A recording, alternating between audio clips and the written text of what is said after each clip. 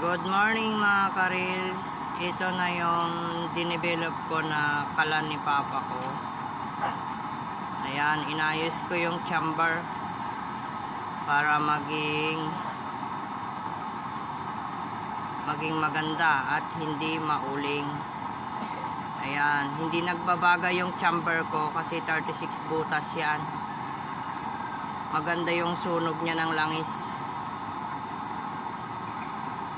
Maganda ito pang lumi, pang luto ng balot, pang palambot ng baka at kalabaw.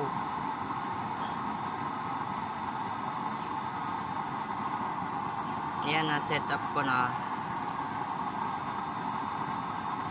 So yung tatlong patak, makakaluto na yung isang saing.